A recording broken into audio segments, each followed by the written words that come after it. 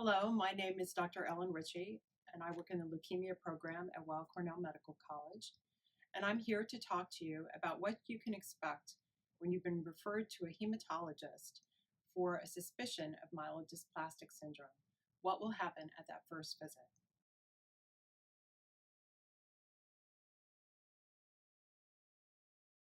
When you come to see the doctor, the first thing that will happen is you're going to have a long medical history taken. It's very important when trying to assess whether or not you have myelodysplastic syndrome to know what other illnesses you've had, what other surgeries you've had, what your exposures might have been in the past through your job or through your recreation to something that could be toxic to your bone marrow, what medications you take, and what your family history is. Who else in your family may have had a hematologic illness or cancer of any kind? Once that's been completed, a physical exam is done where we make sure that we don't see important physical findings that may be relevant to the disease, whether or not you have a fever, whether or not you have lymph nodes that are palpable, whether you have any signs of obvious infection, or whether or not you have an enlarged spleen. After the physical exam, we'll talk to you a little bit about the illness itself or what we're thinking about after hearing your whole history. What could be the problem? We may talk to you about myelodysplastic syndrome. We may talk to you about related hematologic illnesses, such as myeloproliferative disorders or acute leukemia. We'll talk to you about what the standards of care happen to be for these illnesses. We'll talk to you about what clinical trials might be open to treat these illnesses. But in order to make an accurate diagnosis, two things will absolutely have to be done. One is your peripheral blood will have to be examined under a microscope. We look at your peripheral blood smear to see what the cells look like under the microscope, because it can help us think about what your problem might actually be. But the next thing we'll have to do is a bone marrow biopsy. A bone marrow biopsy is the only way that you can make a diagnosis of myelodysplastic syndrome. There's no way by physical exam or by looking at your peripheral blood that we can absolutely say with certainty that that is what you have. We're not like Bones in Star Trek, where we have that computer we can wave over you and we can see what's happening in the inside. We actually have to do an invasive procedure, and this makes a lot of people very nervous.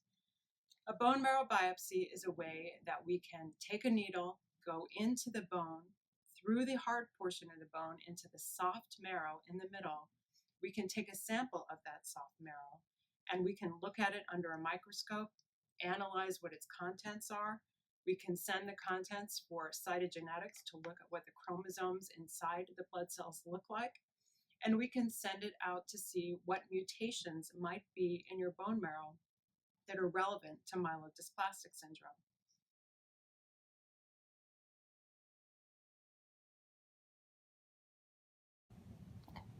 So what happens when you have a bone marrow biopsy? I don't know about you, but I always get a little frightened just to go to the dentist and have my cavities filled. But it's not that dissimilar than going to the dentist and having your cavities filled. What we do is we first of all tell you about the risks and benefits of the procedure. The risks of the procedure are anytime you stick a needle into someone's body, you can bleed. The other risk of the procedure is that you can get an infection at the site where we do a bone marrow biopsy. The incidence of these problems is low, but they are things that can happen. But without a bone marrow biopsy, we will not be able to make a diagnosis of what your hematologic disorder is.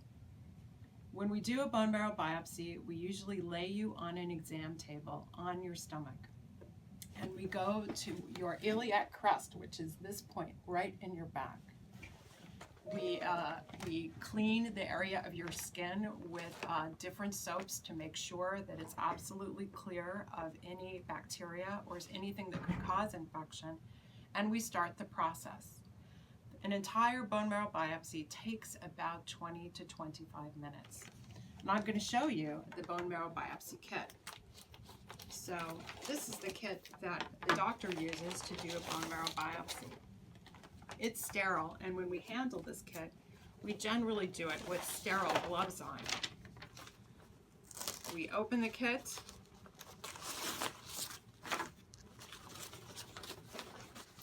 And what we find are drapes that we put over you to, again, protect you from infection. The special soaps that we use to clean your skin. We have slides in here so we can actually take the liquid out of your bone and smear it on these slides so we can get a good idea of what's happening. And we have a scalpel in here where we can make a little nick where we're going to stick the needle in. We use lidocaine, which is what the dentist is very similar to what the dentist uses when he numbs your mouth when he's going to fill a cavity. We use that very same substance to numb your skin and numb your bone before we do a bone marrow biopsy. Don't be frightened, but this is the bone marrow biopsy needle. We don't have to put it in all the way in most instances unless you're very, very overweight.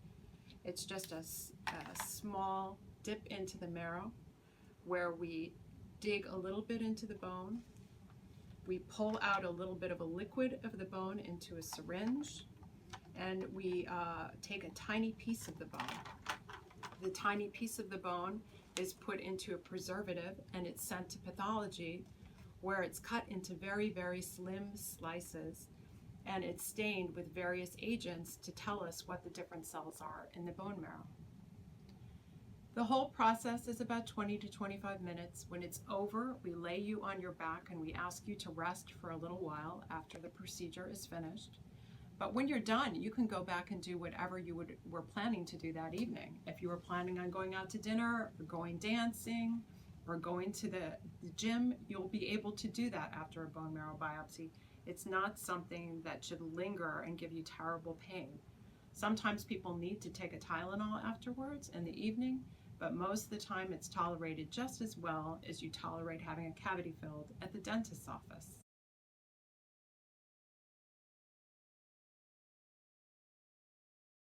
After you've had a bone marrow biopsy, you're hoping to get results the next day. Unfortunately, it takes some time to get back the results of a bone marrow biopsy.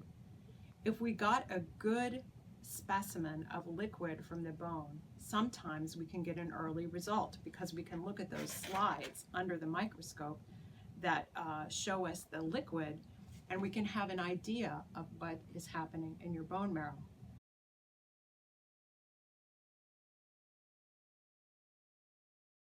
It takes time for them to slice it into small slices, to stain it with appropriate stains. And sometimes when they're looking at it, they like it to share it with other pathologists in the group and with the treating physician to come up with what the diagnosis is. It can take as long as a week or two for a final bone marrow biopsy report to come back, depending upon the institution that's doing it or whether or not they're sending it to a special laboratory for additional studies. So you have to be patient, which is one of the hardest things after a bone marrow biopsy is completed. The cytogenetics, or looking at the chromosomes inside of the bone marrow cells, can also take a long time because they have to grow those cells in culture and look at the dividing cells in order to be able to look at the chromosomes. Again, that's a process that can take days.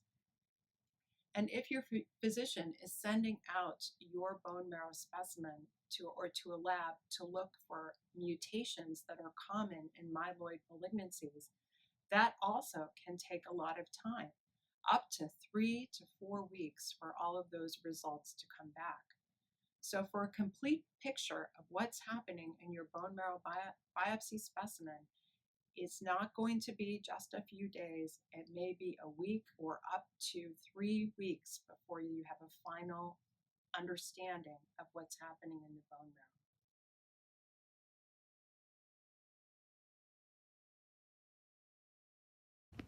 After a bone marrow biopsy is completed, sometimes we find out that the specimen was not completely diagnostic of anything. That's not your fault as a patient, or not necessarily our fault as a clinician.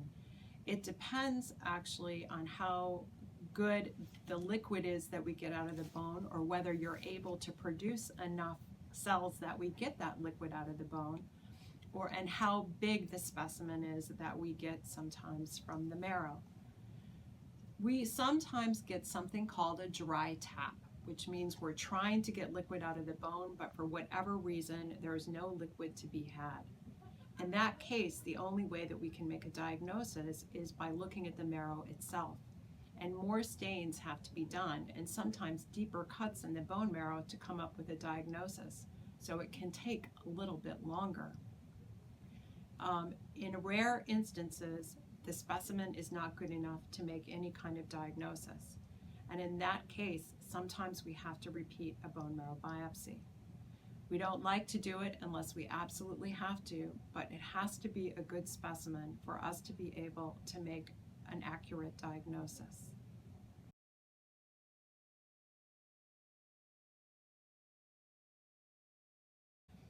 We do bone marrow biopsies in patients with low-risk disease at periodic times, around 3 to 6 months after the first biopsy sometimes, or even up to a year, to see whether or not the disease has progressed to something more serious.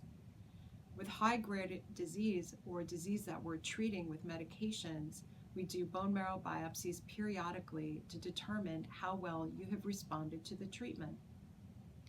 If you're put on a standard of care treatment such as Vidaza, we may want to do a bone marrow biopsy after 4 cycles to see whether or not you have responded to the initial treatment.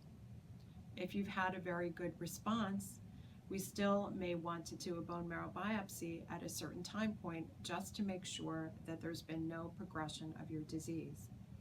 Clinical trials, if you happen to enroll on one, have specified time periods where bone marrow biopsies need to be done. If you are not on a clinical trial, the clinician needs to do subsequent bone marrow biopsies after treatment to determine what your response has been to treatment or if there needs to be a change.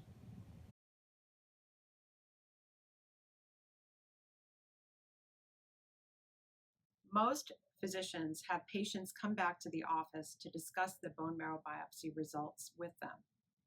When you're receiving these results, you may want to know what questions you should ask. There are 3 things that are very important in determining what level of disease you have or what your IPSS score is, which is the International Prognostic Scoring System. The first is how many cytopenias you have to begin with. Do you just have anemia, or do you have anemia and a low neutrophil count and a low platelet count as well? What the percentage of blasts are in the bone marrow, and blasts are immature cells.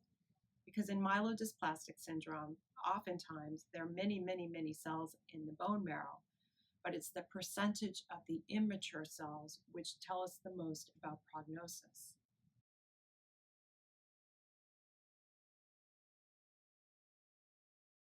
Also important to know what your cytogenetics are, to know what the chromosomes look like inside your bone marrow cells. In myelodysplastic syndrome, there are often chromosomal abnormalities, and these abnormalities are important to our determination of your prognosis. It helps us to know which patients are at higher likelihood of developing acute leukemia and which patients may have disease that smolders along for a longer period of time. So that's an important question that you need to ask your physician. If your physician is sending out your bone marrow biopsy specimen for mutations that are common in myeloid diseases, you need to know that most of these results will not impact the treatment decision. They tell us something about the prognosis you may have with this disease, or if you have a lot of mutations, it may tell us that you are at higher risk of developing acute leukemia over time. We hope that now that we have learned more about these mutations, that medications will be developed to treat specific mutations in myelodysplastic syndrome, but we are in an early phase of the development of targeted agents to different kinds of mutations in myeloid malignancies.